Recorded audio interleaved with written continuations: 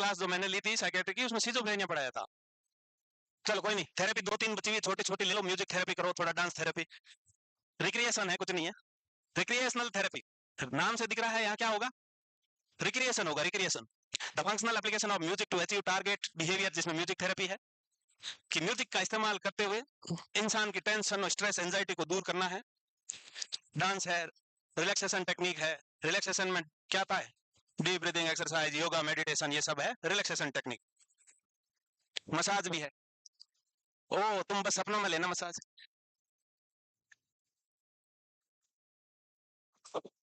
वो तुम्हारे ऊपर है भाई, तुम कैसे ले पाओगे। चले मत जाना यहाँ, इस बार हम छापे पड़ते हैं पुलिस के। नहीं, मैंने न्यूज पेपर में पढ़ा था। तो रिक्रिएशनल थेरेपी सबको पता है, डांस, म्यूजिक, योगा।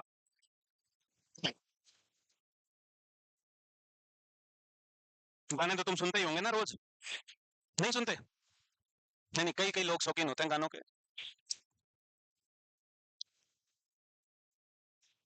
इसमें कुछ नहीं, जल्दी टीप लो, मैं आगे चल रहा हूँ। इसमें ऐसा कुछ नहीं है जो इतना ध्यान से लिख रहे हो तुम, ये सबको बता दूं। रिक्रिएशनल थेरेपी किससे इंसान रिक्रिएट होगा, किससे रिलैक्स होगा, तो म्यूजिक के थ्रू हो सकता है, डांस के थ्रू हो सकता है, yoga, meditation, deep breathing exercise, muscle relaxation technique, ये सब चीजों से इंसान रिलैक्स हो सकता है।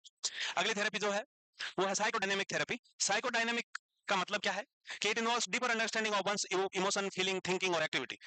कंप्लीट साइकोडायनेमिक है जिसमें deeper understanding of one's own emotion, feeling, thought, activity, सबकी डीप अंडरस्टैंडिंग रखनी है। इसके साथ साथ इस थेरेपी में होगा क्या कि unconscious motivation that influence how people think, feel और एक्ट। जब इंसान को अपनी फीलिंग, थॉट, एक्टिविटी, इमोशन का पता होगा, अंडरस्टैंडिंग होगी, तो उसको धीरे धीरे समझ में आएगा कि अनकॉन्शियस माइंड में जो चीजें छुपी हुई है वो हमारे बिहेवियर को कैसे इफेक्ट करती है, इमोशन को कैसे इफेक्ट करती है, उसकी अंडरस्टैंडिंग आएगी।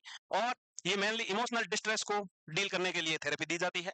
और यहाँ इमोशनल इंसाइट और पेशेंट के इंसाइट डेवलपमेंट में भी हेल्प मिलेगी, क्योंकि अनकॉन्शियस मोटिव पे कहां फेंक दिया।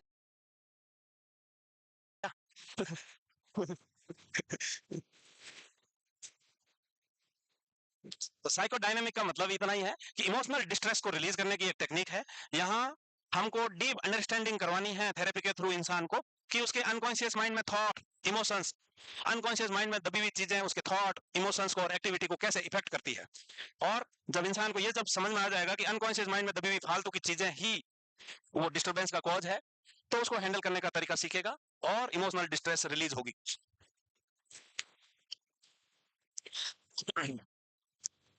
मिल्यू क्या थी भाई, मिल्यू? एनवायरमेंटल थेरेपी क्या करेंगे उसमें, क्या करेंगे भाई? अच्छा ठीक ठीक, पेशेंट की जरूरत के अनुसार, पेशेंट की नीड के अकॉर्डिंग होल एनवायरनमेंट को मॉडिफाई करना है। पेशेंट की नीड, अगर उसको शांत एनवायरनमेंट चाहिए तो शांत एनवायरनमेंट प्रोवाइड करना, ये नहीं तुम पास बैठ के कचर कचर कर रहे हो, गाने चला रहे हो, रील्स देख रहे हो। पेशेंट को शांत एनवायरनमेंट की जरूरत है, तो आपको भी उसके अनुसार बिहेव करना है ना? कर लोगे? वाह, किसने दी भाई साहब मिल्यू थेरेपी? मैक्सवेल जॉन ने दे दी, ठीक बात है। मॉडलिंग कैसे करोगे? हाँ, मॉडल बन के, यानी कि करके दिखाएगा, पहले डेमोन्स्ट्रेट करोगे और पेशेंट ऑब्जर्व करके सीखेगा, वो है मॉडलिंग। टाइम आउट, दो बच्चे आपस में लड़ रहे थे, भाई बहन, मम्मी ने एक को उठा के एक कमरे में बंद कर दिया, बोला 1 घंटे तक तो उसके साथ नहीं खेलेगा, इसी कमरे में बंद रहेगा। तो कौन सा एग्जाम्पल है ये? टाइम आउट का है, कि कुछ पर्टिकुलर पीरियड ऑफ टाइम के लिए अगर किसी पे पनिशमेंट तौर पे अप्लाई करते हैं, वो टाइम आउट कहलाएगा, टाइम आउट कहलाएगा। किधर है? हाँ, बोलो बोलो। बायो फीडबैक, जैसे बॉडी में हमारे ऑटोनॉमिक फंक्शन है, जिसका मतलब ऑटोमेटिक फंक्शन बोल सकते हो। जैसे तुम सांस ले रहे हो, तुम्हारे कंट्रोल में नहीं है, हार्ट रेट कंट्रोल में नहीं है, मसल्स कॉन्ट्रैक्शन और मूवमेंट कंट्रोल में नहीं है, ब्रीथिंग कंट्रोल में नहीं है, ये आप लगातार ट्रेनिंग से और प्रैक्टिस से इनको कंट्रोल में ला सकते हो। बहुत सारे लोग जो मेडिटेशन करते हैं, वो पानी के अंदर बैठ रहते हैं 10-10 मिनट, 15-15 मिनट, सांस रोक के। रोक सकते हो? वो कैसे रोका उन्होंने? बहुत ज्यादा ट्रेनिंग और प्रैक्टिस चाहिए। यही बायो फीडबैक है, ये प्रैक्टिकली पेशेंटों पे अप्लाई नहीं हो सकती। बस तुमको सिर्फ मीनिंग याद रखना है, कभी कोई पूछ ले कि बायो फीडबैक का है, तो तुमको याद होना चाहिए।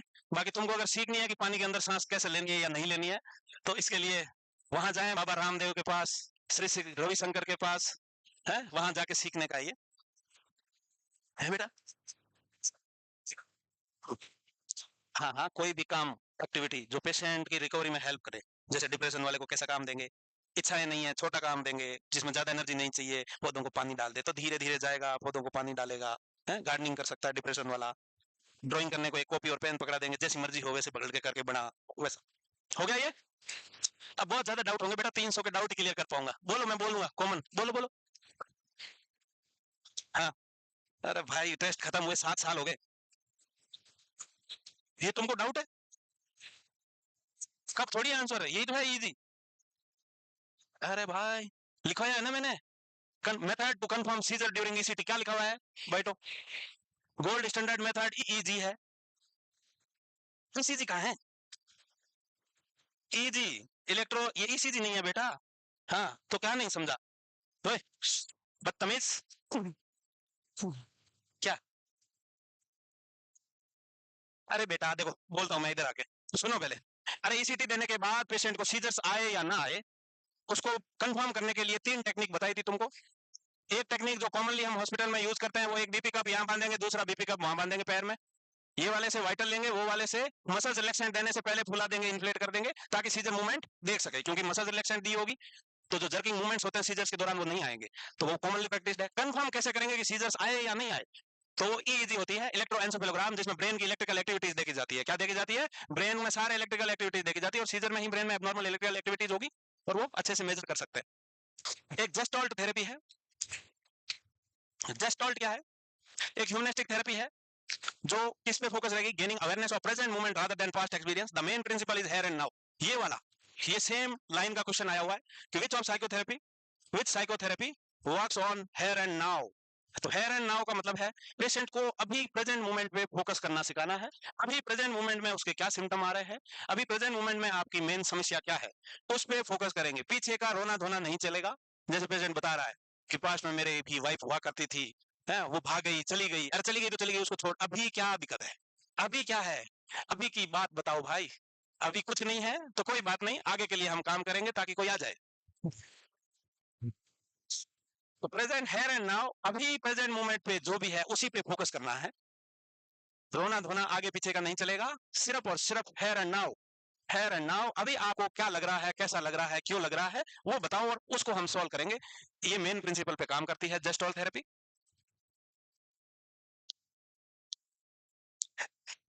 तो तुम लोग भी अभी पे फोकस्ड हो कि नहीं, या पास्ट में मंडरा रहे हो?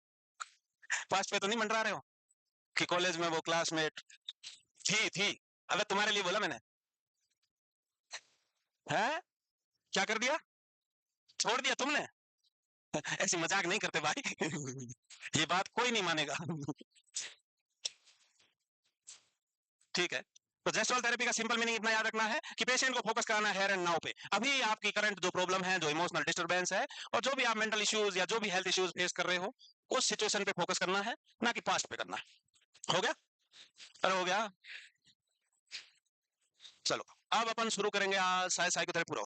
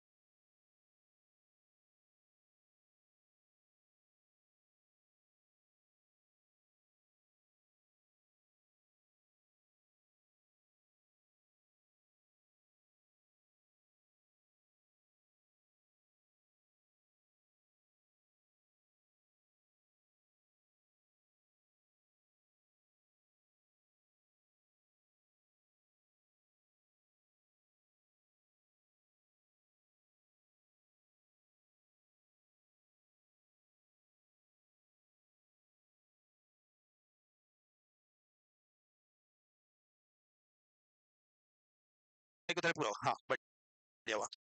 ऑर्गेनिक साइकोसिस। अब सुनो भाई साहब, ऑर्गेनिक साइकोसिस में ताली क्या हुई? हाँ, ताली बजाना भी एक थेरेपी है। ऑर्गेनिक साइकोसिस का मतलब क्या होगा कि कुछ ना कुछ ब्रेन में पैथोलॉजिकल कॉज है, ब्रेन में कोई ना कोई प्रॉब्लम है जो ब्रेन फंक्शनिंग को अल्टर कर रही। चाहे ओल्ड एज के कारण डिजेनरेटिव चेंजेस हो रहे हो, चाहे ब्रेन का कोई इंफेक्शन हुआ हो, चाहे कोई न्यूट्रिशनल डेफिशिएंसी हो, मेटाबॉलिक डेफिशिएंसी हो, या फिर हेड इंजरी हुई हो या ट्यूमर हो, जो भी ब्रेन फंक्शनिंग को अल्टर करता हो वो कॉज होगा, वो कॉज एसोसिएटेड होगा। वहीं फंक्शनल साइकोसिस में मेन कॉज क्या होता है? न्यूरोट्रांसमीटर इम्बैलेंस और स्ट्रेस वाले फैक्टर्स। न्यूरोट्रांसमीटर इम्बैलेंस होता है मेन वाला चीज। यहाँ ब्रेन की फंक्शनिंग को अल्टर करने वाले सारे फैक्टर्स होंगे, इसलिए इनको ऑर्गेनिक साइकोसिस कहा जाता है। इसमें मेनली 3 डिसऑर्डर पढ़ेंगे अपन। 3 डिसऑर्डर, एक होता है डेलिरियम, एक होता है डिमेंशिया और एक एमनिस्टिक डिसऑर्डर। एक क्या होगा? Amnestic disorder. तो तीनों को पढ़ेंगे वन बाय वन। तो organic mental disorder are caused by either a demonstrable cerebral disease, brain injury or insult leading to cerebral dysfunction. वो कोई भी कॉज जो ब्रेन के डिसफंक्शन करता हो, ऑर्गेनिक डिसऑर्डर कॉज कर सकता है। और ये मेनली 3 तरह के होंगे।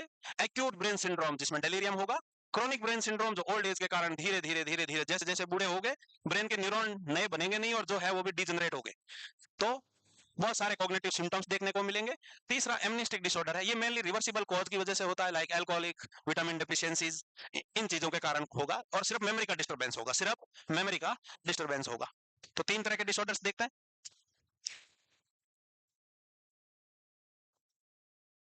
वो सारे फैक्टर जो ब्रेन की फंक्शनिंग को अल्टर करते हैं वो ऑर्गेनिक साइकोसिस कॉज कर सकते हैं। और ऑर्गेनिक का मतलब यही है कि factor that altars the brain functioning, factor that altars और डिस्टर्ब द ब्रेन फंक्शनिंग। और साइकोसिस का मतलब होता है साइकोटिक फीचर। साइकोटिक फीचर सबसे बड़े 2 फीचर होते हैं।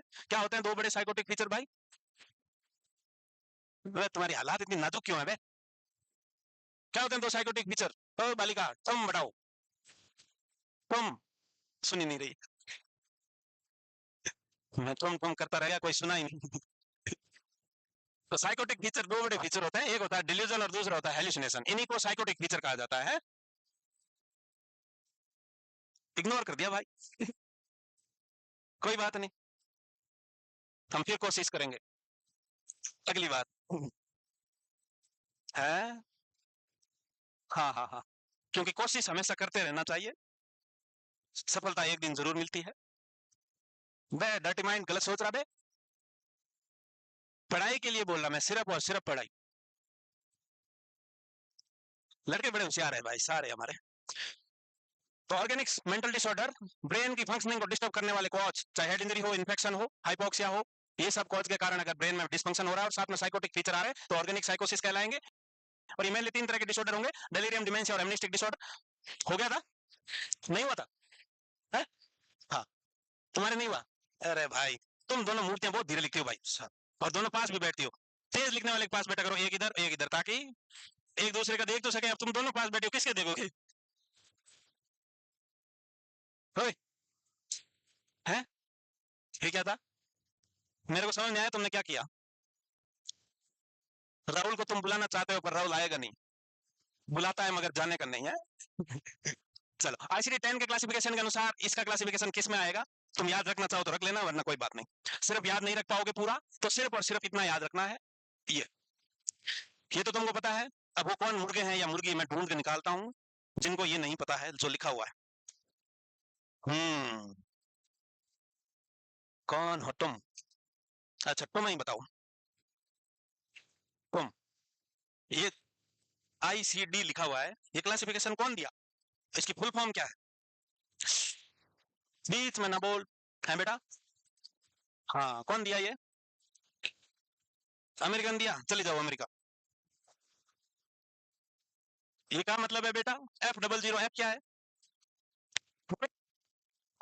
चैप्टर है, A B C D E F G H I, ऐसे चैप्टर्स है। आईसीडी ने सारी डिजीजों को क्लासिफाई किया है, heart disease, lung disease, kidney disease, ये डिजीज, वो disease, skin disease, psychiatric disease, gynaec disease, old age disease, सब।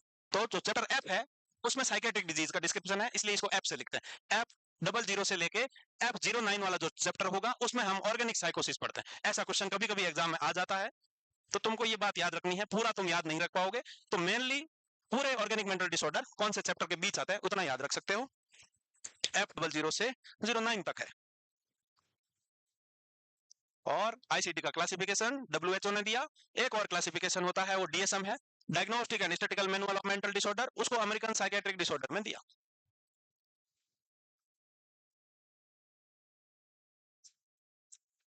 तुम ना लिख रहे, लिख लिया पहले?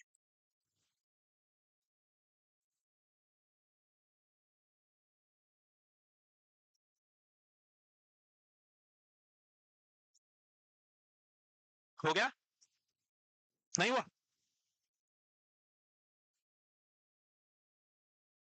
तुम हंस रहे हो छींक पे। अभी सर्दियां आ रही है, छींकों वाला मौसम आएगा। कईयों के नाक बहेंगे, कोई छींकेगा।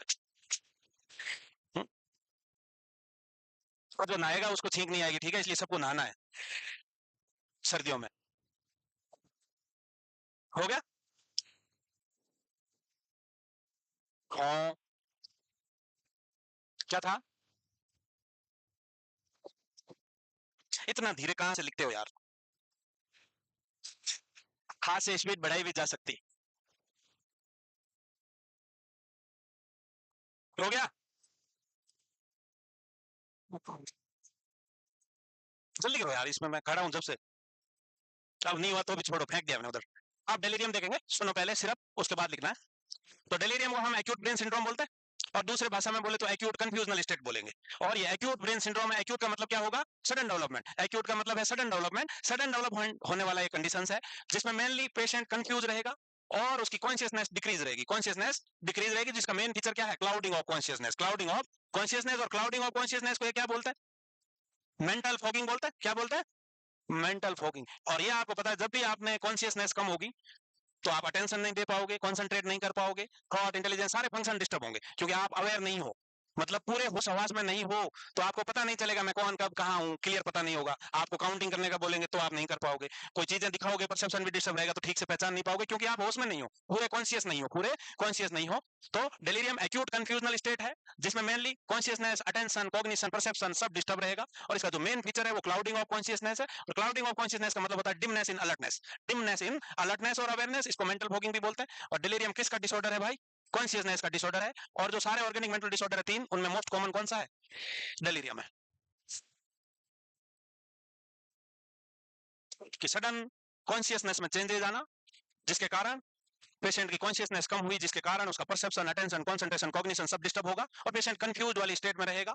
और इसका main feature clouding of consciousness, also known as mental fogging. और क्लाउडिंग ऑफ कॉन्शियसनेस का मतलब तुमको पहले लिखवाया हुआ है कि डिमनेस इन अलर्टनेस और अवेयरनेस। डिमनेस इन अलर्टनेस और अवेयरनेस। और डिलीरियम एक कॉन्शियसनेस का डिसऑर्डर है, और ये most common type of organic mental disorder है। ये क्वेश्चन आता है, most common type of organic mental disorder, तो वहां ऑप्शन में होंगे delirium, dementia, amnestic disorder and schizophrenia. तुम सिजोफ्रेनिया करके आना। क्या करके आओगे? नहीं करना है वे, डिलीरियम करना है, डिलीरियम।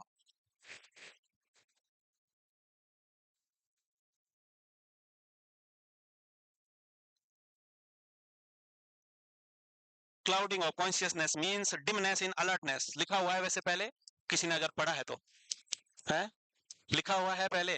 अलर्टनेस को हम दूसरे वर्ड में अवेयरनेस बोल सकते हैं। क्या बोल सकते हैं? अवेयरनेस। कॉन्शियस कौन है? जिसको पता हो, वो अवेयर हो कि वो कौन कब क्यों कहां कब है। Time place person, time place person के बारे में अगर इंसान अवेयर है तो वो कॉन्शियस कहलाएगा।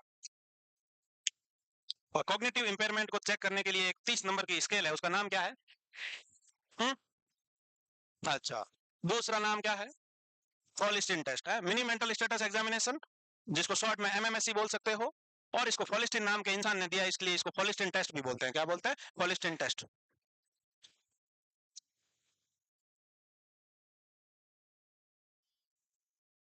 So delirium is known as acute brain syndrome or acute confusional state in which patient is confused and main feature is clouding of consciousness.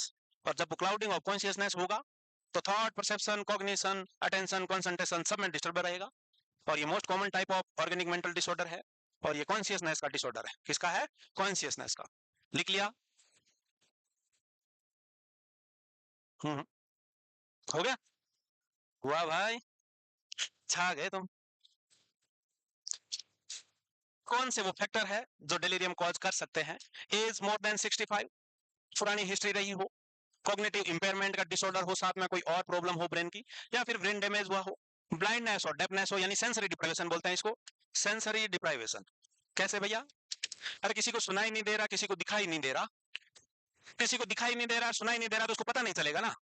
जब दिखेगा नहीं तो उसको क्या पता वो कब कहाँ क्यों है। तो सेंसरी डिप्राइवेशन की वजह से पेशेंट डिलीरियम में जा सकता है, क्योंकि सराउंडिंग की अवेयरनेस नहीं पता चलेगी, और अवेयरनेस पता सेंस ऑर्गन से ही चलती है, और जब सेंस ऑर्गन काम नहीं करेंगे तो पता नहीं चलेगा, पता नहीं चलेगा। इसके अलावा पोस्ट ऑपरेटिव पीरियड में या आईसीयू में सेडेशन के कारण लगातार आईसीयू पेशेंट इरिटेटेड रहते हैं, या इंट्यूबेटेड पेशेंट वेंटिलेटर वाले सेडेशन में रहते हैं। तो सेडेशन कम करते हैं तो भी सेडेटिव इफेक्ट के कारण वो फुल्ली कॉन्शियस नहीं होते और जब कॉन्शियसनेस डिक्रीज होती है उसी को डिलीरियम बोलते हैं। जब कॉन्शियसनेस डिक्रीज है और साथ में साइकोटिक फीचर और अदर फीचर्स दिख जाए तो वो डिलीरियम में है। इमीडिएट पोस्ट ऑपरेटिव में भी यही होता है, एनेस्थीसिया दिया है तो इमीडिएटली कंप्लीट कॉन्शियसनेस रिगेन करने में वक्त लगता है, एनेस्थीसिया का असर धीरे धीरे कम होता है तो इमीडिएटली पेशेंट डिलीरियस हो सकता है। इसके अलावा भाई साहब भयंकर दारू पी रहा है तो डिलीरियम ट्रीमेंस होता है। क्रॉनिक अल्कोहलिज्म की वजह से, लगातार दारू पीने की वजह से ब्रेन डैमेज भी होता है और अल्कोहल विड्रॉल के कारण भी डिलीरियम ट्रीमेंस होता है।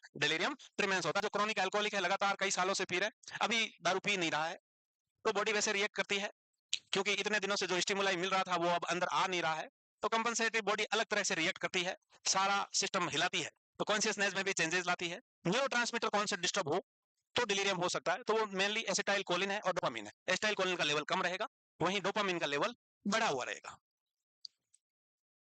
वह कहां जा रहा है?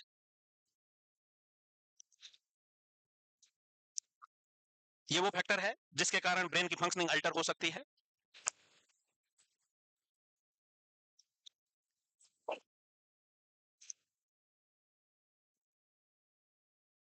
What are the three principles of cognitive behavior therapy?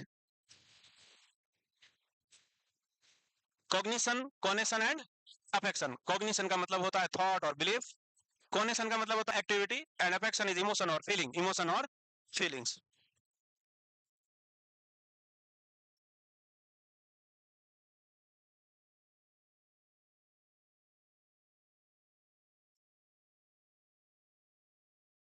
हो गया? हम्म। नहीं नहीं, लिख लिया इसने, स्पीड बढ़ चुकी है भाई। हम्म। आप देखो वो सारे कॉज है जो दिमाग को हिला दे, पहले सुन लो। ये भैया सब्सटेंस अब्यूज, कोई ड्रग बहुत दिनों से नशा करता है तो सारी ड्रग्स ब्रेन की फंक्शनिंग को अल्टर करती है, कोई ब्रेन की फंक्शनिंग को बढ़ा देती है, हाइपर अलर्ट कर देती है, कोई सीएनएस डिप्रेसेंट होती है, कोई सीएनएस स्टिमुलेंट होती है, तो ब्रेन की फंक्शन को अल्टर करती है कैसे भी। इसके अलावा certain type of vitamin deficiency या स्पेशली थायमिन और नियासिन क्रॉनिक अल्कोहलिज्म वजह से थायमिन डेफिशिएंसी, क्रॉनिक एंसेफेलोपैथी हो जाती है, न्यूरॉन्स डैमेज हो जाते हैं। इसके अलावा certain medical condition like brain infection, systemic infection like pneumonia. क्यों होगा निमोनिया की वजह से?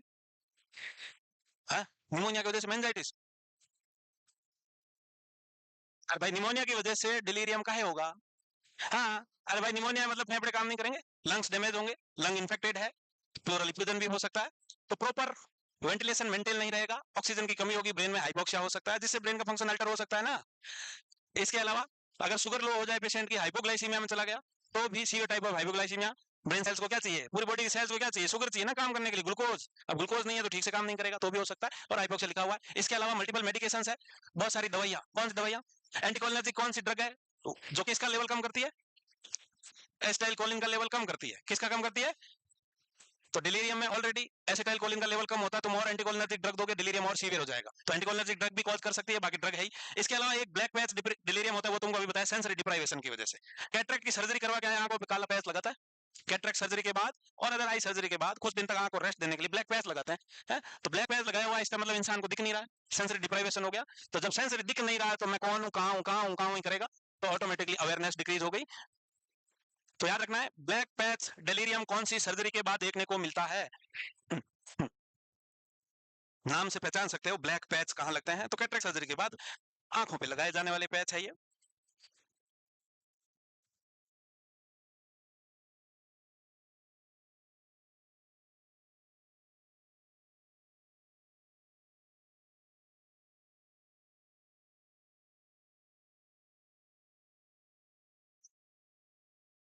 विटामिन माइक्रोन्यूट्रिएंट्स में आते हैं, और माइक्रोन्यूट्रिएंट्स ब्रेन के नर्व इंपल्सेस के कंडक्शन में बहुत रोल होता है। बहुत सारी विटामिन न्यूरॉन जनरेशन में भी हेल्प करती है और ब्रेन को डीजनरेटिव चेंजेस से बचाती है।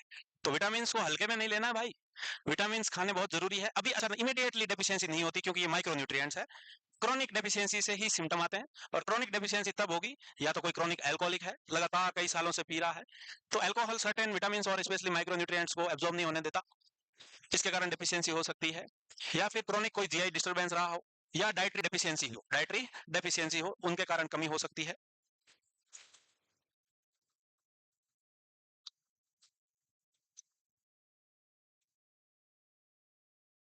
और वो सारी चीजें, हिप्नोटिक और सेडेटिव दो वर्ड लिखे हुए हैं, तुमको पता है हिप्नोटिक कौन और सेडेटिव कौन? अच्छा, the drug which induces sleep क्या कहलाती है? The drug which induces sleep is known as hypnotic. The drug which having calming effect or relaxing effect is known as sedative. तो हिप्नोटिक क्या है? हिप्नोटिक है जो इंसान को सुला देगी, स्लीपिंग इफेक्ट है. सेडेटिव है वो कामिंग इफेक्ट है. तो जो सेडेटिव है वो हिप्नोटिक बन सकती है जब डोज बढ़ाया जाए. जो सेडेटिव है वो जो अभी रिलैक्स कर रही थी वो भी आपको नींद दिला सकती है. कब? जब उसका डोज ज्यादा लेंगे, जब उसका डोज बढ़ाया जाएगा. तो हिप्नोटिक ड्रग है वो क्या करती है? स्लिप को इंड्यूस करती है. और जो सेडेटिव है वो कामिंग डाउन इफेक्ट है, इंसान को काम डाउन, कूल डाउन करती है. काम जो उछल कूद कर रहा था, अभी एक्टिविटी थोड़ी स्लो हो जाएगा, माइंड थोड़ा रिलैक्स होगा, बट नींद नहीं आएगी. नींद जब डोज बढ़ा दिया जाए तो यही सेडेटिव हिप्नोटिक बन जाएगा, यही सेडेटिव हिप्नोटिक बन जाएगा.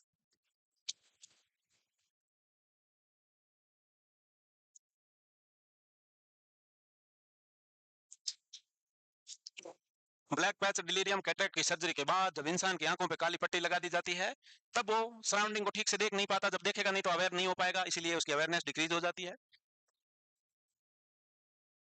हो गया लिख के? अरे हुआ क्या?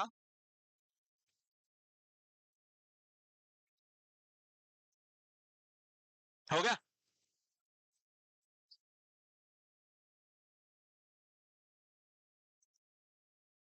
अब न्यूरोट्रांसमीटर तुमने लिख लिए. ब्रेन का कौन सा पार्ट इन्वॉल्व रहता है? न्यूरोट्रांसमीटर एसिटाइल कोलिन का लेवल कम होता है, डोपामिन का इंक्रीज रहता है, तुमको पता है. ब्रेन का कौन सा पार्ट? तो ब्रेन का कौन सा पार्ट जो इंसान को अराउजल स्टेट में मेंटेन रखता है, वो कौन सा पार्ट है? अरे कौन सा पार्ट है? रेटिकुलर फॉर्मेशन, जो इंसान को अराउजल स्टेट में बनाए रखता है. अराउजल का मतलब क्या है? अलर्टनेस. इंसान के अलर्टनेस को मेंटेन करने का काम रेटिकुलर फॉर्मेशन का है. अगर इसमें डिसफंक्शन होगा तो डिलीरियम के चांसेस और ज्यादा बढ़ जाएंगे, पेशेंट अराउजल नहीं रह पाएगा. तो रेटिकुलर फॉर्मेशन पार्ट का फंक्शन डिस्टर्ब होना डिलीरियम कॉज करता है. न्यूरोट्रांसमीटर में एसिटाइल कोलिन का लेवल कम हो रहा है और डोपामिन का लेवल बढ़ता है.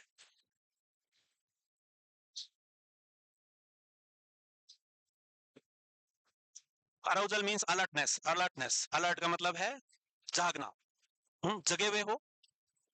कुछ कुछ लोग अभी जगे हुए नहीं है, बीच बीच में झपकियां ले रहे हैं, झपकियां. कौन है रे झपकी वाले? ना राहुल नहीं सोता भाई, तभी तो आगे बैठा है ये. आगे बैठ के सो नहीं सकते आप, इसीलिए कुछ लोग आगे खाली सीट होते हुए भी सबसे पीछे जाते हैं कि बीच में आराम से थोड़ा रेस्ट कर लेंगे. है कि नहीं? ऐसे सोने से नुकसान है भाई. हो गया. तो डिलीरियम क्या है? एक्यूट ब्रेन सिंड्रोम और एक्यूट कंफ्यूजनल स्टेट है. ये कॉन्शियसनेस का डिसऑर्डर है. किसका? कॉन्शियसनेस का डिसऑर्डर है. Most common type of organic disorder है. क्लाउडिंग ऑफ कॉन्शियसनेस को हम दूसरे वर्ड में क्या कहेंगे? मेंटल फॉगिंग कहेंगे. क्या कहेंगे? मेंटल फॉगिंग कहेंगे. एक्यूट डिस्टरबेंस है. एक्यूट का मतलब होता है सडन डेवलप होने वाली कंडीशंस. इसके कॉज फैक्टर वो हो सकते हैं जो सारे ब्रेन के फंक्शनिंग को अल्टर करे. 65 ज्यादा एज का होना, सब्सटेंस अब्यूज और विड्रॉवल. इसके अलावा सर्टेन विटामिन डेफिशिएंसीज और ब्रेन के इन्फेक्शन, हाइपोक्सिया, सिस्टमिक इन्फेक्शन, ये सब कॉज होंगे. ICU patient, post op patient, ये सब कॉज कर सकते हैं. इसके अलावा एक ब्लैक पैच वाला है, वो कैटरेक्ट सर्जरी के बाद सेंसरी डिप्राइवेशन के कारण इंसान की अवेयरनेस कम हो जाएगी, उसको ब्लैक पैच डिलीरियम बोलेंगे. ब्लैक पैच डिलीरियम बोलेंगे. और जो मेन न्यूरोट्रांसमीटर है वो एसिटाइल कोलिन है, और दूसरा वाला जो डोपामिन है उसका लेवल बड़ा होता है. इसलिए एंटीकोलिनर्जिक ड्रग डिलीरियम के सिम्टम को और सीवियर कर सकती है. इसलिए डिलीरियम वाले पेशेंट में एंटीकोलिनर्जिक ड्रग का इस्तेमाल नहीं करना है. हो गया? हाँ.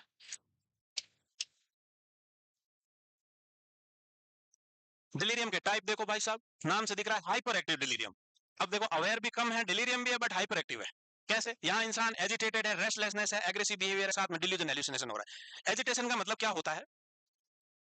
हम्म एजिटेशन का मतलब है anxiety with restlessness. Anxiety with motor restlessness.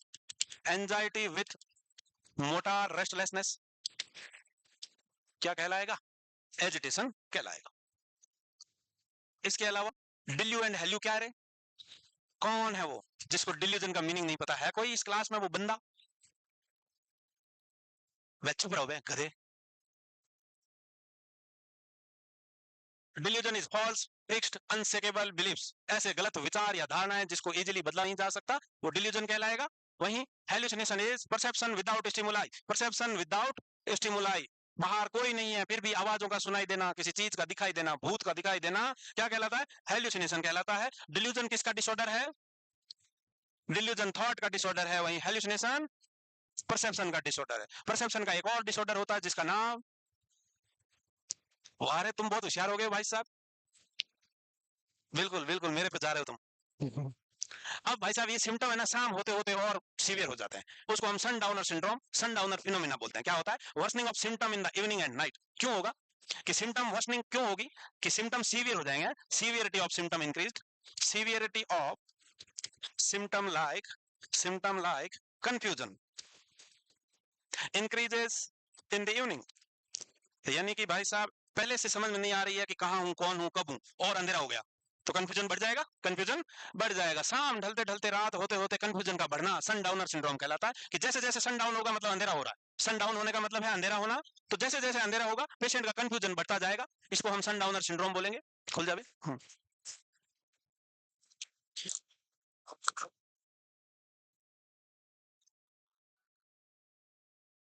है क्या बात है?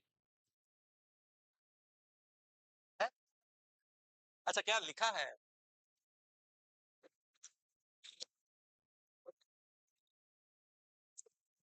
बहुत सिंसियर बच्चे हैं जो मेरी तारीफ करना कभी नहीं भूलते। कितने सिंसियर बच्चे हैं, एकदम ऑटोमेटिक ओबीडियंस वाले हैं। Severity of symptom like confusion increases in the evening. अच्छा ही लिखा था वैसे तो, इतनी तुम मजाक उड़ा रहे हो ऐसा कुछ नहीं है। हो गया, हो गया। तो याद रहेगा सनडाउनर सिंड्रोम। दूसरा जो टाइप है वो हाइपोएक्टिव डिलीरियम है, नाम से दिख रहा है हाइपोएक्टिव। जब हाइपोएक्टिव होगा इसका मतलब है activity at minimal level. Psychomotor retardation यानी कि एक्टिविटी सारी कम है। साइको एंड मोटर दोनों। साइको मोटर का मतलब क्या होता है बेटा? Psycho and motor.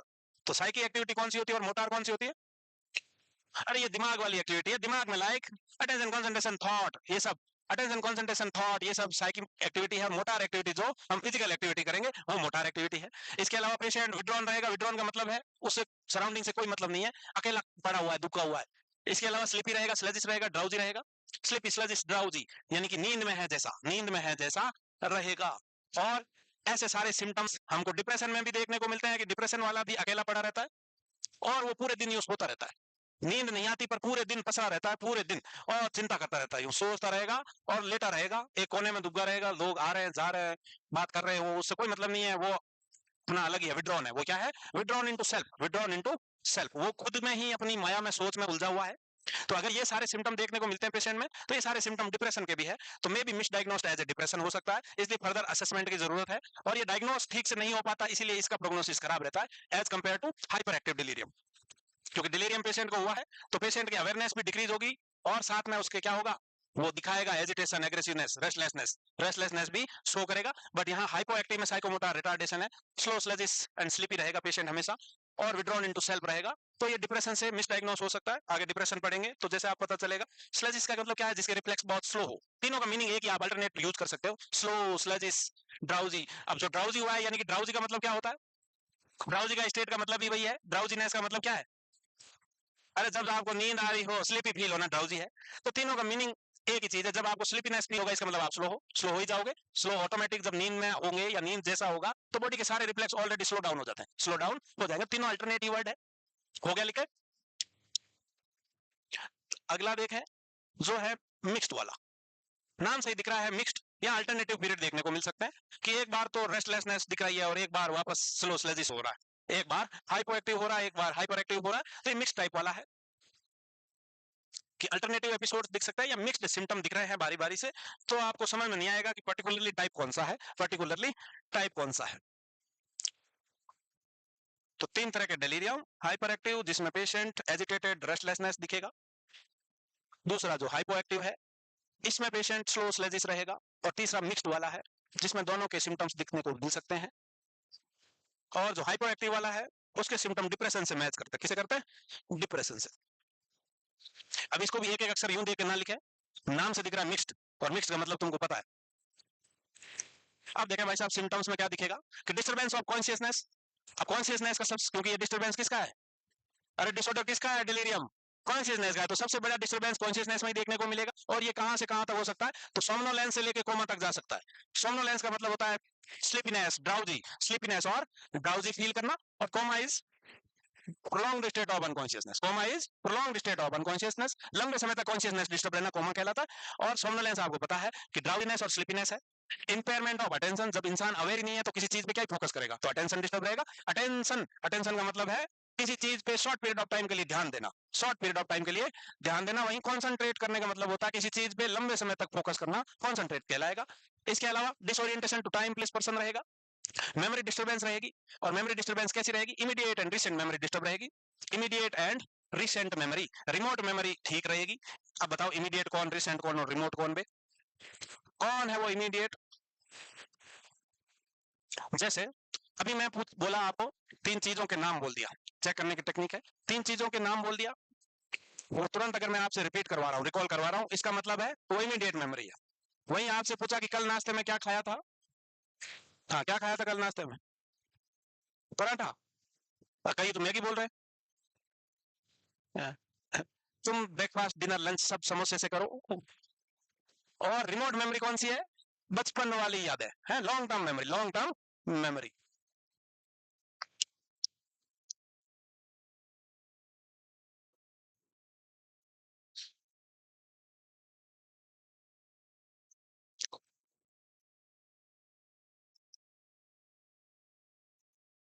क्या लिखा है देखो, क्या लिख दिया ये। मतलब तुम्हारी नजर ठीक है, कईयों को तो मशीनें लगी हुई है आंख की, आंख की मशीन भी तो लगी हुई है, यानी अरे आंख की मशीन ही चश्मा है। अरे निकाल क्यों दिया, पहन ले भाई, गिर जाएगी बेंच से। हो गया, अरे हो गया। तो सीधा सीधा याद रखना है सिम्टम में कि कॉन्शियसनेस का डिसऑर्डर तो सबसे बड़ा डिस्टर्बेंस देखने को मिलेगा कॉन्शियसनेस में, जिसमें इंसान स्लीपीनेस से लेकर कोमा तक जा सकता है। कॉन्शियसनेस का डिस्टर्बेंस रेंजिंग ध्यान से यहाँ हो सकता है। इसके अलावा अटेंशन डिस्टर्ब रहेगा और पेशेंट को पता नहीं चलेगा क्या टाइम हुआ है, कहाँ है और कौन उसके आसपास लोग हैं और वो खुद कौन पता नहीं रहेगा। मेमोरी डिस्टर्बेंस में सबसे पहले इमीडिएट मेमोरी डिस्टर्ब रहेगी, फिर रिसेंट और रिमोट मेमोरी में डिस्टर्बेंस नहीं होता। हो गया था, बड़ा वक्त लगा देते हो। नहीं नहीं नहीं हुआ भाई, हाँ तो हो गया, वो पढ़े उसको याद कर ले, जिसने लिख लिया है वो याद कर ले थोड़ी देर पढ़ के। पड़ोसी को याद नहीं दिलाना बेटा, खुद पढ़। पड़ोसी से पूछ रहे तुझे याद हो गया, अच्छा अब हो गया है ना। हम्म, याद हो गया था। फिर परसेप्शन में डिस्टर्बेंस देखने को मिलेंगे, और परसेप्शन के डिस्टर्बेंस आपको बताया था दो ही होते हैं मेनली, एक होता है इल्यूजन, दूसरा होता है हेल्यूसिनेशन। एक होता है इल्यूजन, दूसरा हेल्यूसिनेशन। और हेल्यूसिनेशन मोस्ट कॉमनली कौन सा देखने को मिलेगा, विजुअल हेल्यूसिनेशन। और ट्रांजिएंट डिल्यूजन का मतलब क्या है, ट्रांजिएंट का मतलब क्या होता है बेटा, है बिल्कुल, ट्रांजिएंट डिल्यूजन का मतलब होता है रैपिड एंड शॉर्ट टाइम के लिए, शॉर्ट टर्म के लिए कोई डिल्यूजन होगा, थोड़ी देर के लिए ही, सिर्फ थोड़ी देर के लिए ही, क्योंकि यहाँ कॉन्शियस नहीं है, अवेयरनेस कम है। जब अवेयरनेस कम होती है तो इंसान को ऐसे विचार आते हैं जो एक्चुअल में नहीं है। तो यहाँ डिल्यूजन ऑफ परसिक्यूशन हो सकता है, डिल्यूजन ऑफ परसिक्यूशन हो सकता है, डिल्यूजन ऑफ थेफ्ट हो सकता है। थेफ्ट का मतलब जब इंसान फुल्ली होश में नहीं है तो उसको बार बार ऐसे विचार आते हैं, अरे यार चोर आया, घर में चोर घुसा, चोरी कर रहा है, तो ऐसे विचार आ सकते हैं। तो डिल्यूजन ऑफ परसिक्यूशन में ही डिल्यूजन ऑफ थेफ्ट आ सकता है कि उसको ऐसा लग रहा है चोर आ गए हैं। इसके अलावा टाइप हो सकते हैं, टाइप आपको बताया था, या तो हाइपर एक्टिव हो सकते हैं या हाइपो एक्टिव हो सकते हैं। इसके अलावा स्लिप वेक साइकिल में डिस्टर्बेंस देखने को मिलेगा। और स्लिप वेक साइकिल या तो इंसोम्निया होगा या reversal of slip wake cycle. Insomnia का मतलब क्या होता है, इंसोम्निया का मतलब होता है कि या तो इंसान जब सोएगा तो बहुत देर तक नींद नहीं आएगी, या फिर एक बार नींद आ गई तो बार बार बीच में जगेगा, बार बार रात को जगेगा, वही इंसोम्निया है। कि insomnia is disturbance in initiation of slip और मेंटेनिंग कंटिन्यूटी ऑफ स्लिप। या तो कंटिन्यूटी मेंटेन नहीं कर पाएगा या जब सोएगा तो नींद नहीं आ पाएगी, वो इंसोम्निया है। Reversal of sleep wake cycle का मतलब क्या है, स्लीप वेक साइकिल का रिवर्स हो जाना। कैसे होगा रिवर्स, क्या करेगा, हाँ तो रात में जगा रहेगा दिन भर सोएगा, ये रिवर्सल ऑफ स्लीप एक साइकिल है कि रात में जगा रहेगा दिन भर सोएगा, ऐसा भी हो सकता है। इसके अलावा सन डाउनिंग सिंड्रोम, वो तुमने लिख लिया था कि डायurnal वेरिएशन देखने को मिलेंगे जिसमें सिम्टम शाम होते होते खतरनाक हो जाएंगे, इसको हम सन डाउनर सिंड्रोम बोलते हैं। डायurnal वेरिएशन का मतलब यही है कि जब कुल उजाला है, दिन में सिम्टम्स कम सीवियर है, कंफ्यूजन कम है, अवेयरनेस कम डिक्रीज है, वही शाम होते होते कंफ्यूजन और ज्यादा बढ़ जाता है, इसी को डायurnal वेरिएशन बोलते हैं। कि दिन और रात में सिम्टम की इंटेंसिटी में फर्क आ रहा है, डिफरेंस आ रहा है, क्या दिक्कत है।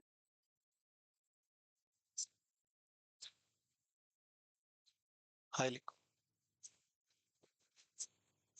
यहीं से हो जाता है। अच्छा नहीं जा रहा।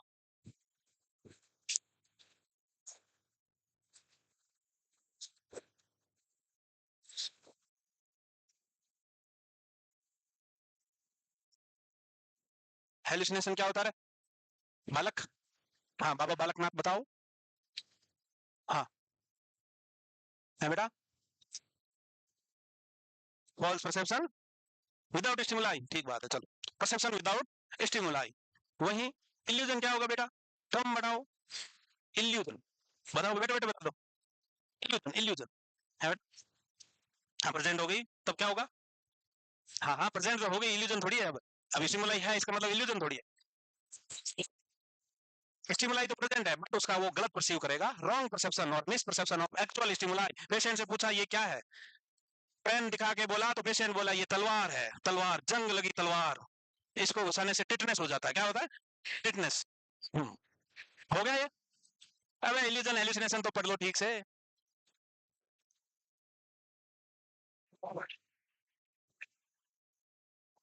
राहुल के लिए तालियां हैं, थैंक यू थैंक यू।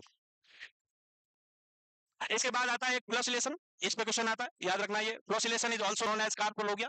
और कार्पोलोगिया और floccillation is aimless picking of bed clothes, aimless picking of bed clothes और बेड साइड रेल्स और बेड मैट्रेस।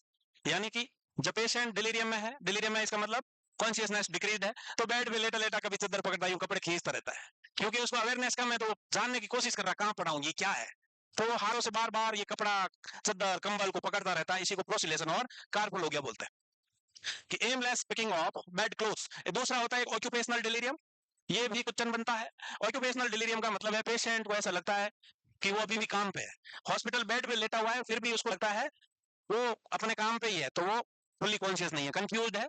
अब कंफ्यूज है तो लेटा लेटा कैंची कहाँ है मेरी, कपड़ा कहाँ है, एक टेलर है वो बार बार नाप, बार बार मांग रहा है कपड़ा, कपड़ा कैंची, कपड़ा कैंची मांग रहा है। या और किसी का कोई जॉब होगा, वो जॉब रिलेटेड आर्टिकल्स पूछ सकता है, जॉब रिलेटेड इंस्ट्रक्शन दे सकता है, क्योंकि वो कंफ्यूज है।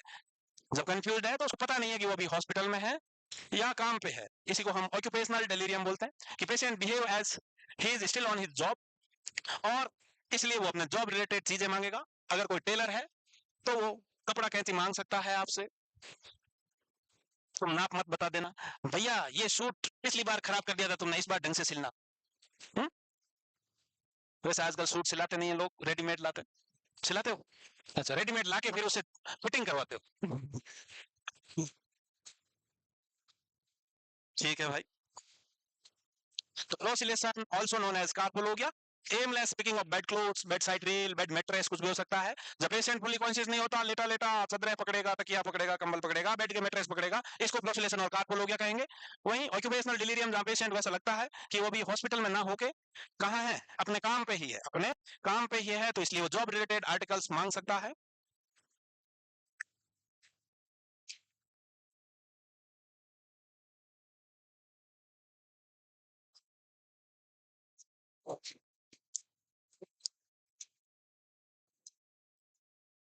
हो गया।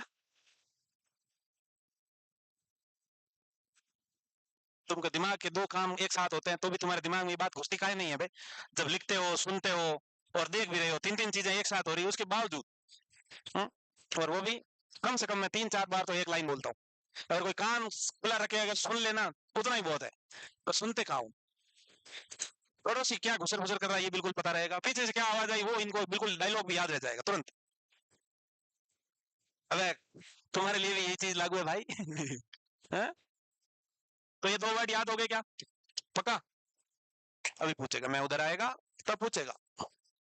डायग्नोस करने का क्राइटेरिया क्या है कि पेशेंट को डेलीरियम ही है? तो क्राइटेरिया दिया है इन्होंने, 5 डोमेन में डिवाइड किया है, यानी 5 तरह के मेन डिस्टर्बेंस देखने को मिलना चाहिए। पहला डिस्टर्बेंस, सबसे बड़ा डिस्टर्बेंस किसका है? अवेयरनेस का। तो यहाँ पेशेंट अवेयरनेस कैसे कि patient disoriented to time place person रहेगा, और जब अवेयरनेस और कॉन्शियसनेस डिक्रीज है तो कॉन्सेंट्रेट भी नहीं, अटेंटिव भी नहीं रहेगा। तो अटेंशन चेक कैसे करेगा बे? सीरियल 7 सबसेक्शन 7 बताया था ना तुमको कि 100-7 उल्टा काउंट करो। यहाँ आपको ध्यान देना पड़ेगा, तभी आप लगातार 100-7 कर पाओगे कि 100-7 कितने हुए?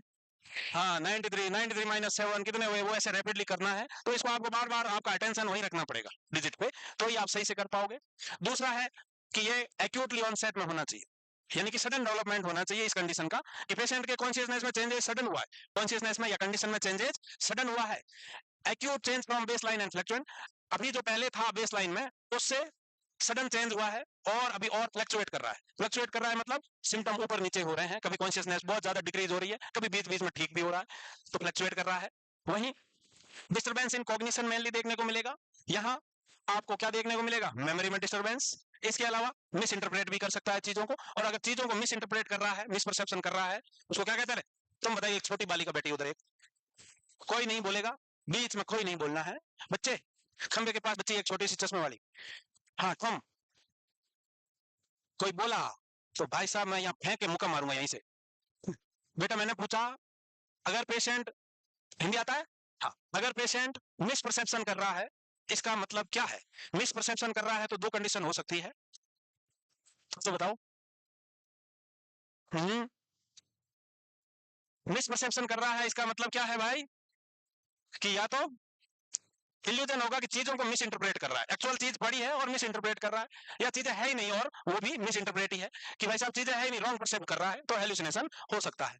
इसके अलावा और देखो क्या क्राइटेरिया है कि not better explain by a pre existing established or evolving neurocognitive disorder and absence of severely reduced disease. यहाँ क्या है ये पॉइंट देखो कि भाई साहब pre existing not better explain, अभी जो पेशेंट की कंडीशन में चेंजेस हुई है वो कोई प्री एग्जिस्टिंग जैसे पेशेंट की जो कंडीशन थी पहले, उनमें ऐसा कोई कॉज नहीं था कि जैसे पेशेंट की कॉन्शियसनेस डिक्रीज हो रही है, अचानक से डिलीरियम में जा रहा है, या पहले से ऐसा कोई डिसऑर्डर था नहीं, पहले से ऐसा कोई डिसऑर्डर नहीं था। इसके अलावा पहले से ही जीसीएस वाला दिक्कत वाला नहीं था, absence of severely reduced GCS, मतलब पेशेंट का जीसीएस अगर पहले से ही पुअर है तो आप उसको डिलीरियम की कैटेगरी में नहीं डाल सकते, डिलीरियम की कैटेगरी में नहीं डाल सकते। इसके अलावा एविडेंस ऑफ ऑर्गेनिक कॉज, कारण ढूंढना है तो कारण में हमको ऑर्गेनिक कॉज मिलना है, और ऑर्गेनिक कॉज तुमको पता है कि सर्टेन मेडिकल कंडीशन हो सकती है। मेडिकल कंडीशन कौन सी बे? अरे ब्रेन का इन्फेक्शन हो, सिस्टमिक इन्फेक्शन हो, हेड इंजरी हुई हो, हाइपोक्सिया हुआ हो, बहुत सारे कंडीशन, या फिर कोई ड्रग्स और मेडिकेशन का इंटॉक्सिकेशन हुआ हो, पॉइजनिंग हुई हो, ओवरडोज हुआ हो, उसके कारण होगा। तो ये 5 फैक्टर आपको याद रखना है। तो पहला सबसे बड़ा फैक्टर है कि कॉन्शियसनेस और अवेयरनेस में चेंजेस आएगा, जिसमें पेशेंट टाइम प्लेस पर्सन से डिस्टर्बेंस हो जाएगा, पता नहीं चलेगा, और अटेंशन भी डिस्टर्ब रहेगा। दूसरी कंडीशन है कि सडन ऑनसेट होना चाहिए, सडन ऑनसेट हुआ है, पेशेंट की कंडीशन में चेंजेस जो हुआ है वो सडन हुआ है। इसके अलावा कॉग्निशन में डिस्टर्बेंस देखने को मिलेगा, जिसमें मेमोरी के डिस्टर्बेंस भी देखने को मिल सकते हैं, परसेप्शन के भी मिल सकते हैं। इसके अलावा प्री एग्जिस्टिंग कोई कंडीशन एसोसिएटेड नहीं होनी चाहिए, या फिर पेशेंट का जीसीएस ऑलरेडी कम था तो वो डिलीरियम की कैटेगरी में नहीं आएगा। इसके अलावा ऑर्गेनिक कॉज होना जरूरी है, और ऑर्गेनिक कॉज चाहे मेडिकल कंडीशन हो, ड्रग इंटॉक्सिकेशन हो, हाइपोक्सिया हो, सिस्टमिक इन्फेक्शन हो, वो सारे कॉज होना चाहिए। एंडोक्राइन कॉज हो, मेटाबॉलिक कॉज हो, कुछ भी कॉज हो सकता है, बट वो ऑर्गेनिक इन नेचर होना चाहिए। तो ये 5 फैक्टर है।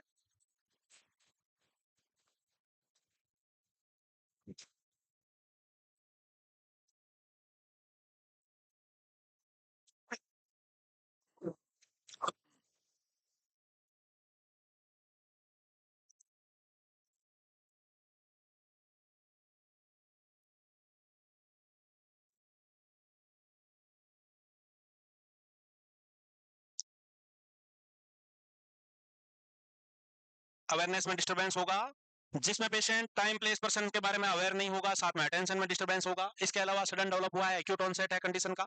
इसके अलावा कॉग्निशन में डिस्टर्बेंस है, लाइक मेमोरी का डिस्टर्बेंस, परसेप्शन का डिस्टर्बेंस। इसके अलावा कोई प्री एग्जिस्टिंग कंडीशन नहीं होनी चाहिए, और पेशेंट की जीसीएस भी डाउन नहीं होनी चाहिए पहले, और अदर कोई न्यूरोकॉग्निटिव डिसऑर्डर नहीं होना चाहिए। इसके अलावा ऑर्गेनिक कॉज होना चाहिए, और ऑर्गेनिक कॉज चाहे सिस्टमिक इन्फेक्शन हो, ब्रेन इन्फेक्शन हो, हाइपोक्सिया हो, इंजरी हो, वो सब कॉज है। एंडोक्राइन कॉज हो, मेटाबॉलिक कॉज हो, वो कॉज होना जरूरी है। तो ये 5 क्राइटेरिया है। अगर ये सारे फैक्टर हमको मिलेंगे और पेशेंट की कंडीशन चेंजेस हो रहा है कॉन्शियसनेस में, तब बोल सकते हैं पेशेंट को डिलीरियम है। हम्म, क्या हुआ भाई? कुछ तो हम्म, हो गया लिखे? नहीं हो गया, सभी पानी पीते हुए दिख रहे हैं मुझे तो।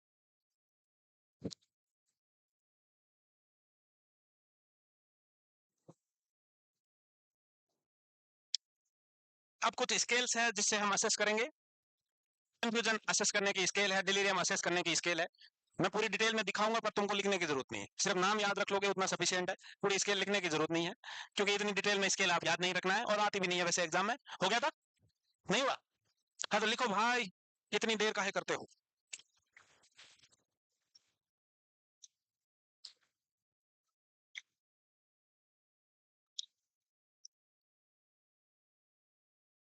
गर्दन आगे कर, झुकाने के बजाय गर्दन पीछे कर ली पूरी।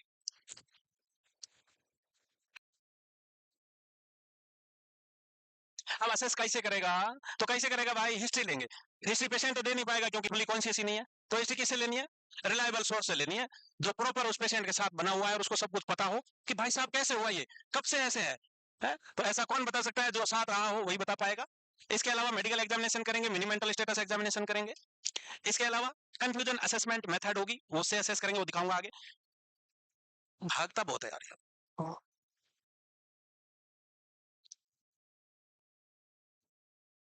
कंफ्यूजन असेसमेंट मेथड, इसके अलावा एब्रीवेटेड मेंटल टेस्ट, ये सब असेस डिलीरियम को असेस करने की स्केल्स है। और इसमें असेस सब वही करते हैं, कॉन्शियसनेस असेस करेंगे, अटेंशन कंसंट्रेशन असेस करेंगे, मेमोरी असेस करेंगे, जिससे पता चलेगा कि पेशेंट का मेमोरी नहीं, पूरा कॉन्शियसनेस जो डिलीरियम के डायग्नोसिस को, जो 5 चीजें बताई थी आपको, उसको इंडिकेट करेगा और डिलीरियम का डायग्नोसिस बनेगा। जो 5 चीज क्या थी वो? कि एक्यूट इन ऑनसेट, अवेयरनेस में चेंजेस प्लस अटेंशन में चेंजेस, इसके अलावा कॉग्निशन फंक्शन में इंपेयरमेंट लाइक मेमोरी में डिस्टर्बेंस, परसेप्शन में डिस्टर्बेंस, प्रीवियस कोई प्री एग्जिस्टिंग कंडीशन नहीं होनी चाहिए जिसमें ऑलरेडी जीसीएस कम हो, और नेक्स्ट एक और था, वो क्या था? हाँ, ऑर्गेनिक कॉज का होना जरूरी है।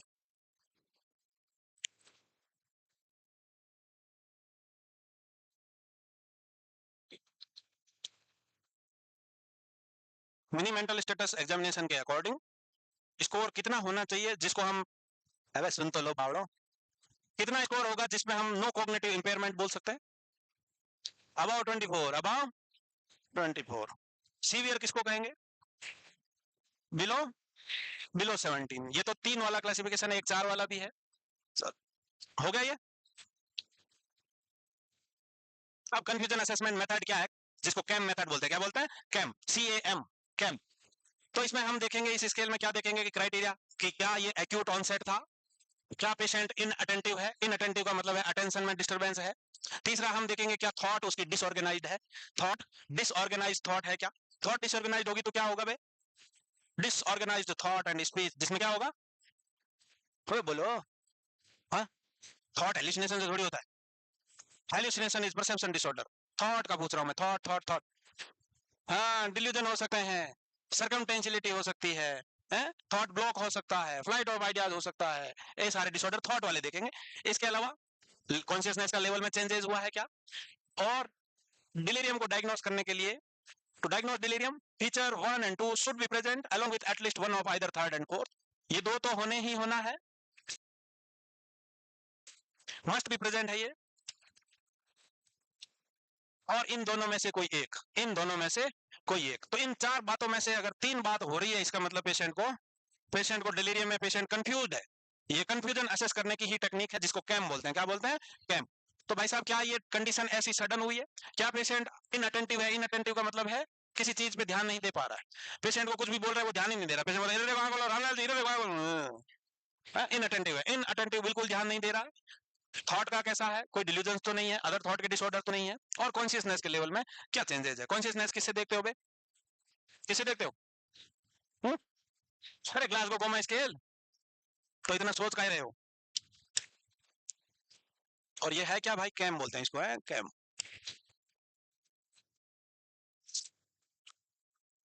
अपने आईसीयू में शायद इसका पोस्टर चिपका हुआ है। गई आईसीयू में? नहीं गई? हम, वो कहां से जाएगी?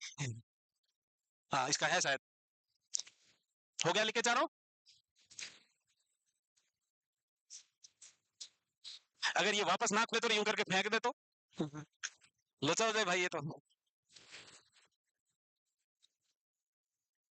क्या हो गया है?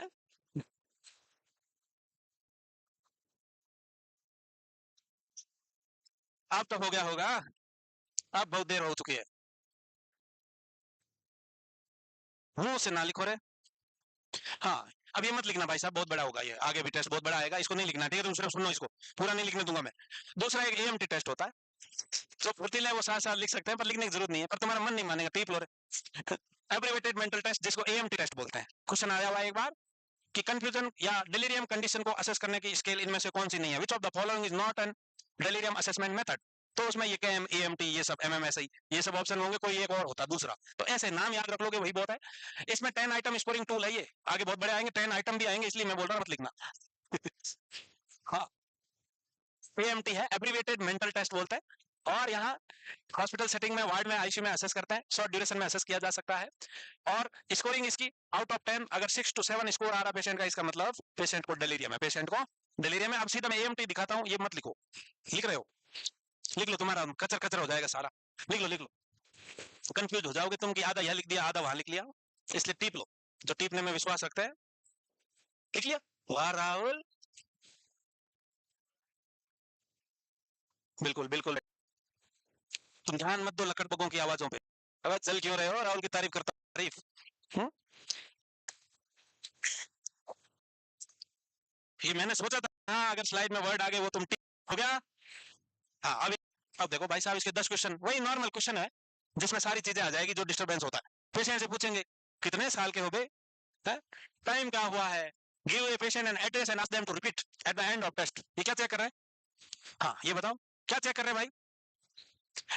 पेशेंट को एक एड्रेस बताया, जैसे J279 विवेक विहार जोधपुर, ये मेरा घर का एड्रेस है भाई। तो ऐसा ये एड्रेस बोला, और 5 मिनट 10 मिनट बाद पेशेंट से वापस पूछा।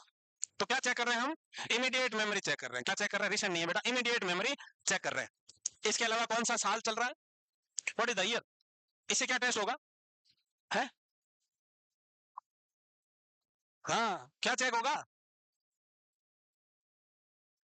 इसे क्या चेक होता है? ये ओरिएंटेशन में आता है। किस में चेक होता है इसे? ओरिएंटेशन, कौन कहाँ कब क्या टाइम हुआ, कौन सा मंथ चल रहा है, कौन सा ईयर चल रहा है, ये अवेयरनेस है, ओरिएंटेशन है। 10वां? हाँ हाँ 10वां ही चल रहा है, इसमें क्या मजाक की बात है।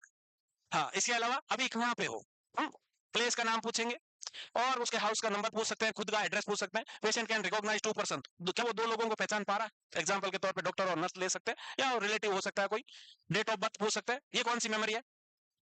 पेशेंट से पूछा what is your date of birth, कौन सी मेमोरी चेक कर रहे हैं? कौन सी? हाँ रिमोट मेमोरी का टेस्ट है ये, कौन सी का? रिमोट मेमोरी का टेस्ट।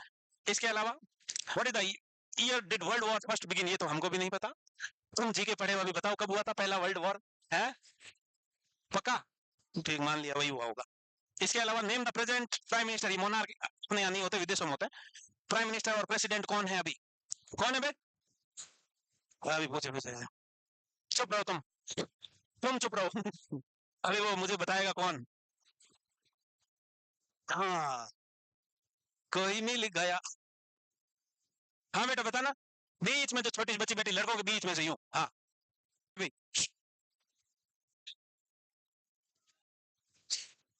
राष्ट्रपति तो बता ही दी सबकी है, कौन है वो? श्रीमती। ये क्या चेक कर रहा है? अटेंशन चेक कर रहे हैं। तो तुमको पता होना चाहिए कि अटेंशन चेक कैसे करोगे, ओरिएंटेशन कैसे करोगे, कोई परसेप्शन का डिस्टरबेंस तो नहीं है, कैसे चेक करोगे, इमीडिएट मेमोरी कैसे चेक करोगे, रिसेंट रिमोट कैसे चेक करोगे, इस पे भी क्वेश्चन आ सकता है। तो आपको ये सब पता होना चाहिए। क्वेश्चन भी, चलो आगे, 1 मिनट रुकना। कचर कचर ना, निकम्मे लोग बातें कर रहे हो ऐसे। तो मैं इतनी देर तक राष्ट्रपति प्रधानमंत्री पूछा, तब तक टेस्ट, जिस तब से तो मुझे मार रहे हंस रहे थे, हाँ उधर देख देखे। अब मैं चलूंगा।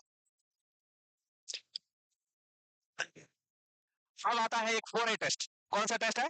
4A टेस्ट, जिसको 480 भी बोलते हैं। क्या बोलते हैं? 480। स्क्रीनिंग टूल फॉर, क्या बोल रहा है ये? कौन बोल रहा है बेटा? इसकी बोलती बंद करो। कर दिया? क्या कह रहा था? अच्छा चुप करो बे, डर्टी माइंड को साफ करो थोड़ा। हाँ 4 क्वेश्चन है इसमें भी 480 में, जिसमें हम अलर्टनेस देखेंगे। क्या देखेंगे भैया? अलर्टनेस। कैसे देखोगे? अरे अलर्टनेस को बोलते हैं अवेयरनेस या ओरिएंटेशन। टाइम प्लेस पर्सन पूछ सकते हो, टाइम प्लेस पर्सन पूछ सकते हो। इसके अलावा 4 AMT क्वेश्चंस, 4 AMT जो पीछे वाला टेस्ट है ना, एब्रीवेटेड मेंटल टेस्ट, उसके क्वेश्चन लिए, जैसे एज ले लो, डेट ऑफ बर्थ ले लो, प्लेस ले लो, करंट ईयर ले लो, ये AMT क्वेश्चन हो गए। उसके बाद अटेंशन चेक करने के लिए हम क्या क्या कर सकते हैं? सोचो, बहुत कुछ कर सकते हैं अटेंशन के लिए है? क्या है? सीरियल 7 सबसेक्शन टेस्ट कर सकते हो, 20 से लेके 1 तक बैकवर्ड काउंटिंग कर सकते हो, वर्ड को बैकवर्ड स्पेलिंग करने के लिए बोल सकते हो। ये सब अटेंशन टेस्ट का मेथड है। तो यहाँ अटेंशन में क्या हुआ? List the month in reverse order starting from December, starting from December से बोलना शुरू, वो उल्टा बोलना जनवरी तक है, दिसंबर नवंबर अक्टूबर सितंबर ऐसे बोलने का है। इसके अलावा कंडीशन एक्यूटली चेंज हुई है क्या, कंडीशन एक्यूटली चेंज हुई है क्या, और ये भी बहुत रैपिडली असेस किया जा सकता है। तो अभी तक डिलीरियम को चेंज करने की, असेस करने की तीन चीजें देखी आपने। एक कैम था कंफ्यूजन असेसमेंट मेथड, एक एएमटी था एब्रिवेटेड मेंटल टेस्ट, और ये कौन सा टेस्ट है, ये 480 टेस्ट, 480।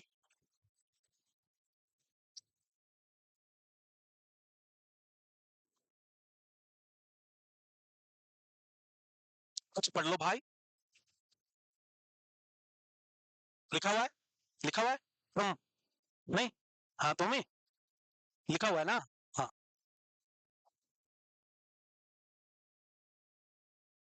हवा आ रही बालक खिड़की से, अच्छा ठीक है, हो गया लिख के, नहीं हुआ,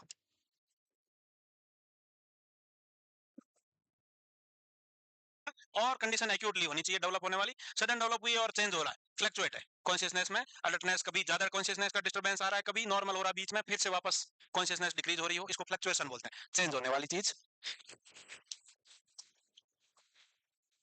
आगे स्केल दिखा रहा हूँ, यही कितनी पे जा रहे हैं अभी भी। अब कुछ स्केल्स है जिससे हम असेस करेंगे, इसके अलावा व्हाट रिमाइंड देंगे भैया, अलर्टनेस, कैसे देखोगे, क्वेश्चन पूछ सकते हो। इसके अलावा कर सकते हैं अटेंशन के लिए, है क्या है, सीरियल अटेंशन टेस्ट का मेथड है, दिसंबर नवंबर अक्टूबर सितंबर ऐसे बोलने का है। इसके अलावा सकता है, तो अभी तक डिलीरियम को चेंज करने की, असेस कर, और एट एक्यूटली होनी चाहिए, डेवलप होने वाली, सडन डेवलप हुई और चेंज हो रहा है, फ्लक्चुएट है कॉन्शियसनेस में, अलर्टनेस, कभी ज्यादा कॉन्शियसनेस का डिस्टर्बेंस आ रहा है, कभी नॉर्मल हो रहा है, बीच में फिर से वापस कॉन्शियसनेस डिक्रीज हो रही हो, इसको फ्लक्चुएशन बोलते हैं, चेंज होने वाली चीज। आगे ये वो स्केल है, इसका सिर्फ और सिर्फ फोटो खींचेगा, कोई नहीं लिखेगा इसको, नहीं तो इसको लिखने में तुम कम से कम 1 घंटा लगाओगे। ये वही स्केल है, डिटेल में स्कोरिंग के साथ, इतना याद रखने की जरूरत नहीं है, पर तुम्हारे दिमाग में रह जाता कि स्कोर क्या होगा, तुम्हारे माइंड में आ जाता है, इसलिए ले आया मैं, बाकी जरूरत नहीं, याद नहीं रह पाएगा, इतना याद करने की जरूरत भी नहीं है।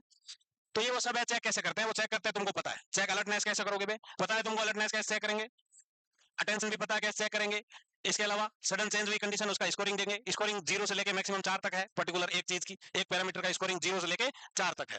फर्स्ट ले लिया फोटो, तो 3 स्केल के नाम याद रख लेना है सिर्फ और सिर्फ, बाकी अंदर याद रहे ना रहे, कम से कम नाम जरूर याद रख लें। क्या नाम याद रखोगे, एक कैम मेथड है, कंफ्यूजन असेसमेंट मेथड, दूसरा 480 टेस्ट है, और तीसरा एएमटी है, एएमटी है, एएमटी। चलो अब कैसे मैनेज करेगा, कैसे करेगा, तो कैसे करेगा, डिलीरियम को मैनेज करने का सबसे बड़ा यही तरीका है कि सिम्टोमेटिक ट्रीटमेंट देंगे, और जो कॉज है उसको ट्रीट करेंगे, जो कॉज है उसको ट्रीट करेंगे, तो अंडरलाइन जो भी कॉज है उसको ट्रीट करेंगे। इसके अलावा वो कौन से फैक्टर है जिसके कारण पेशेंट की कंडीशन ऐसी हो रही है, तो वो प्रेसिपिटेटिंग फैक्टर को मिनिमाइज करने, ट्रीट करने। अगर इन्फेक्शन है, कोई भी इन्फेक्शन है, चाहे सिस्टमिक है या ब्रेन का है, तो उसके अकॉर्डिंग, इन्फेक्शन के अकॉर्डिंग एंटीबायोटिक देंगे। हाँ, क्रॉनिक कॉन्स्टिपेशन से भी पेशेंट डिलीरियम में चला जाता है भाई साहब, तो उसको भी ट्रीट करना है। इसके अलावा हाइड्रेशन मेंटेन करना है, इलेक्ट्रोलाइट इम्बैलेंस भी, इलेक्ट्रोलाइट इम्बैलेंस भी कॉन्शियसनेस और अवेयरनेस को अफेक्ट कर सकता है, तो एडिक्वेट हाइड्रेशन करेंगे। सीवियर पेन है, उसको भी ट्रीट करना है। इसके अलावा अननेसेसरी एक्टिविटी पेशेंट के साथ अवॉइड करेंगे नाइट टाइम पे, क्योंकि पेशेंट पहले से ही डिस्टर्ब रहता है, कॉन्शियसनेस डिक्रीज है, रात में सिम्टम कंफ्यूजन बढ़ा हुआ है, अलग अलग तरह के लोग ना घूमे उसकी तरफ, क्योंकि पहले से ही कंफ्यूज है, तुम लोगों को ही पहचान पा रहा है, और तुम अलग अलग शक्ल के लोग बार बार उधर घूमोगे, तो और कंफ्यूज हो जाएगा, और कंफ्यूज हो जाएगा। तो अननेसेसरी एक्टिविटी नहीं करनी है, आवाजें कम रखनी है, और फ्रीक्वेंट रीओरिएंट करवाना है, बार बार पेशेंट को रीओरिएंटेशन बहुत जरूरी है, कि कौन कहाँ कब क्यों हो, तुम यहाँ हो, मैं ये हूँ, अभी इतने बजे हैं, अभी ये करेंगे, अभी शाम हो गई, अभी सुबह हो गई, अभी रात के 10 बजे हैं, ये तुम्हारा डॉक्टर है, ये तुम्हारा अटेंडर है, भाई है, बहन है, जो भी है, ये सब बार बार उसको टाइम प्लेस पर्सन से रीओरिएंट करवाना है। इसके अलावा अननेसेसरी मेडिकेशन नहीं देंगे, अननेसेसरी ड्रग्स को अवॉइड करनी है, क्योंकि पेशेंट एग्जैक्ट जब तक कॉज पता नहीं हो, heavy pain killer when killer नहीं देने हैं, सेडेटिव नहीं देने हैं ज्यादा, क्योंकि वो और कंडीशन को सीवियर कर सकते हैं, इसलिए अननेसेसरी मेडिकेशंस को अवॉइड करना है। आया आया वापस आया।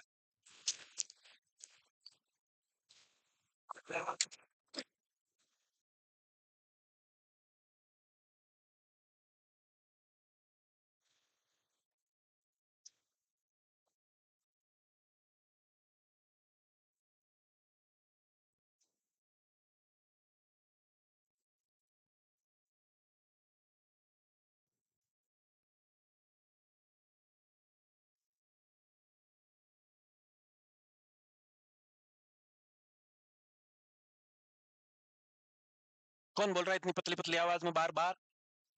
कौन है? वो दीवार से बातें कर रही है बेटा, उधर मुंह करके है? दीवारें भी बोलती है, आज पता चला। दीवारों के कान होते हैं, ऐसा सुना था, आज दीवारें के मुंह भी आ गया, जुबान आ गई। और कितनी ईमानदार लड़की बेटी, उसके बाद तुरंत बता दिया ये बात कर रही थी।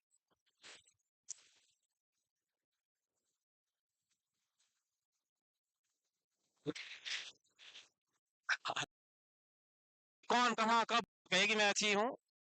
क्योंकि गिर सकता है, पढ़ सकता, स्लो और गो स्लो की आप हेलो प्यारी डॉल्स दे सकते हो, है? क्योंकि फुली कॉन्शियस नहीं है, अवेयर नहीं है। तो सेफ्टी प्लस रीओरिएंटेशन का ख्याल रखना है हमारी नर्सिंग पॉइंट ऑफ व्यू से, बाकी सब ठीक है। दवाइयां कहा दे दोगे बे? अगर डिल्यूजन और हेलुसिनेशन हो रहे हैं तो एंटीसाइकोटिक देते, एंटीसाइकोटिक में हेलो प्यारी डॉल्स दे सकते हो। हाँ, प्यारे डोलास उधर बैठे हमारे, देखो। इसके अलावा एटिपिकल नई वाली में ओलेंजिफेन और रेस्पिरेडोन दे सकते हैं। Start slow and go slow की अप्रोच रखनी है। स्टार्ट स्लो और गो स्लो की अप्रोच ये है कि पेशेंट की अवेयरनेस ऑलरेडी कम डिक्रीज रहती है, पेशेंट कंफ्यूज्ड है, तो चीजें धीरे धीरे बताएं, सारी चीजें धीरे रखनी है, लो वॉल्यूम लो वाली टोन में बात करना है, लो एनवायरमेंटल स्टिमुलाई रखनी है, ड्रग लो डोज पे देनी है। ये सब क्या है? Start slow and go slow है। Start slow and go slow approach है कि पेशेंट कंफ्यूज है तो सारी चीजें मिनिमल लेवल पे करनी है। अटेंडर मिनिमल होने चाहिए, नॉइस मिनिमल रखनी है, एनवायरमेंटल स्टिमुलाई मिनिमाइज करना है, लाइट भी डिम लाइट रखनी है, ड्रग का डोज भी लो डोज पे देना है। एक्टिविटी इनिशिएट करवाओगे, कुछ भी पूछ रहे हो वो स्लो पूछना है, ये नहीं पटपट जल्दी से बोल के निकल लिए, उसको तो समझ में नहीं आएगा। तो हर चीज स्लो स्लो स्लो स्लो करनी है, वो ये अप्रोच है। इसके अलावा अगर पेशेंट को डिलीरियम अल्कोहल विड्रॉल की वजह से हुआ है तो ड्रग क्या देते हैं? तो बेंजोडाइजिपिन देते हैं। क्या देते हैं? बेंजोडाइजिपिन। कि क्रॉनिक अल्कोहलिज्म में जब वो पेशेंट अल्कोहल लेना कम कर देता है या बंद कर देता है तो सर्टेन काइंड ऑफ सिम्टम दिखते हैं, उनको विड्रॉल सिम्टम बोलते हैं। अगर अल्कोहल की वजह से पेशेंट कॉन्शियसनेस में चेंजेस आई है तो उसमें हम बेंजोडाइजिपिन ग्रुप की ड्रग देते हैं और उसमें क्लोरोडाइजॉक्सीपॉइड देते हैं। क्या देते हैं? क्लोरोडाइजॉक्सीपॉइड। वो आगे अपन अल्कोहल में पढ़ लेंगे अच्छे से सारा। तो डिलीरियम अगर अल्कोहल विड्रॉल की वजह से हुआ है तो बेंजोडाइजिपिन ग्रुप की ड्रग देंगे और वो ड्रग है क्लोरोडाइजॉक्सीपॉइड।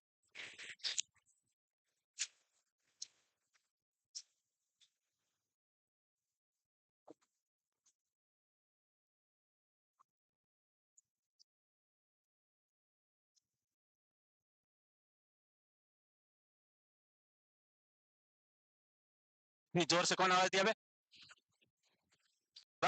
हेल्प प्रोग्राम किससे रिलेटेड है भाई? ऐसा क्वेश्चन आया हुआ है, help programme is related to, तो help programme is a non pharmacological approach for the prevention of delirium, for the prevention of delirium. Delirium को रोकने का एक नॉन फार्माकोलॉजिकल अप्रोच है help hospital elderly life programme और life support programme है। यहाँ elderly patient जो hospitalise है उनमें डिलीरियम को कैसे प्रिवेंट करना है, एल्डरली पेशेंटों में डिलीरियम को कैसे प्रिवेंट किया जा सकता है, तो वो है hospital elderly life program. Help का मतलब ये है। अब इसमें कंपोनेंट में हमको करना क्या है, इंटरवेंशन क्या होगा?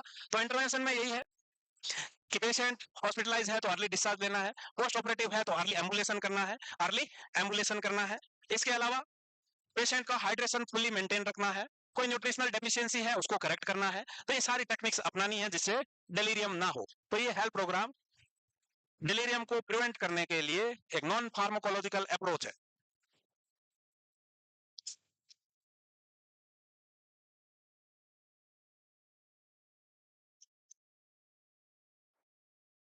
बैठी लड़कियां लिखती नहीं हो, तुम तो नहीं हो ना बेटा, तुम भी नहीं लिखती?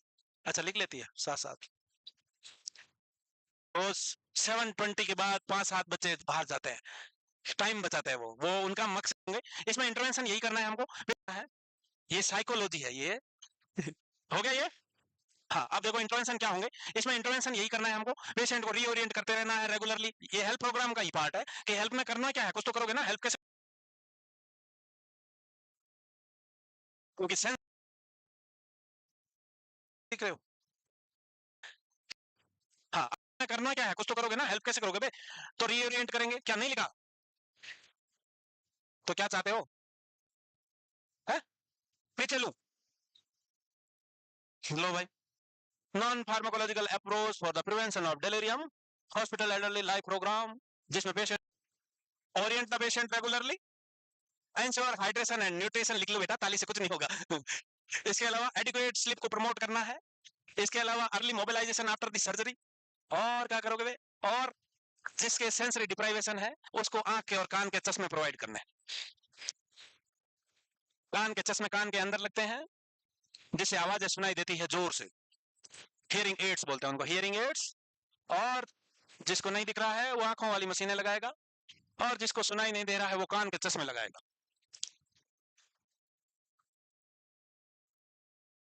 क्योंकि सेंसरी डिप्राइवेशन, क्योंकि हम भाई साहब सेंस ऑर्गन की वजह से ही अवेयर है ना। जब सेंस ऑर्गन काम नहीं करेंगे तो अवेयरनेस डिक्रीज हो जाएगी, और अवेयरनेस डिक्रीज होना ही डिलीरियम है। अवेयरनेस डिक्रीज होना ही डिलीरियम बनाता है।